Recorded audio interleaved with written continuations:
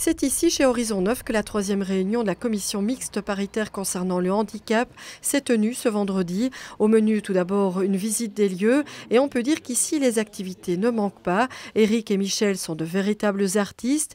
Chacun s'applique et développe sa discipline. Michel était d'ailleurs trop fier de remettre une de ses œuvres à chaque ministre. Merci, franchement, c'est magnifique.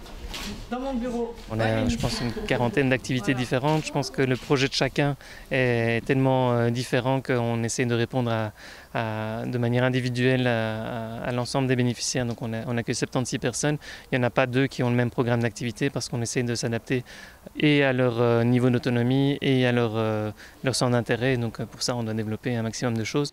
Atelier créatif, sensoriel avec les animaux ou culinaires, le programme est varié. Créé en 1966 par un groupe de parents, Horizon 9 a bien grandi depuis son lancement. Aujourd'hui, elle dispose de 2 services de jour, 3 résidences et 3 logements supervisés.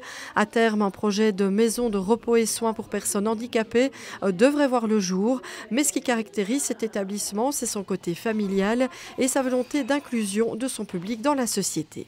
Et c'est un établissement assez novateur, même s'il a 50 ans, dans sa réponse aux besoins de la personne et sa réponse évolutive, selon l'autonomie, selon les besoins.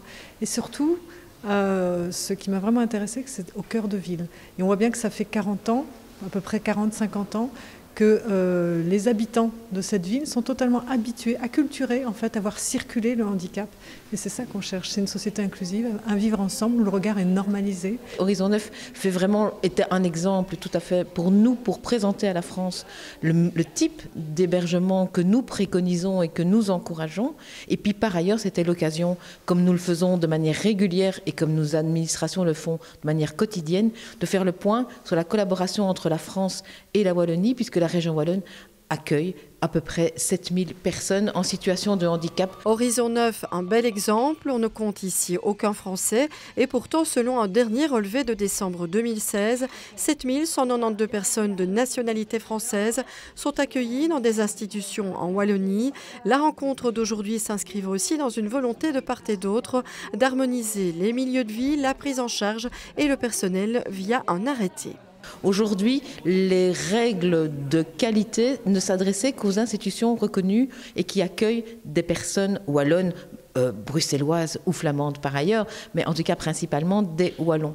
Et nous avions des normes de qualité légèrement différentes pour les institutions qui accueillent les Français. Demain, les normes de qualité seront les mêmes, ça veut dire autant pour les emplois, donc ça veut dire les nombres de personnes qui doivent accompagner de manière professionnelle les projets, que sur les normes de bâtiments. Une visite enrichissante à plus d'un titre. Chez Horizon 9, on entend continuer dans sa philosophie d'inclure ses résidents dans tous les aspects de la société.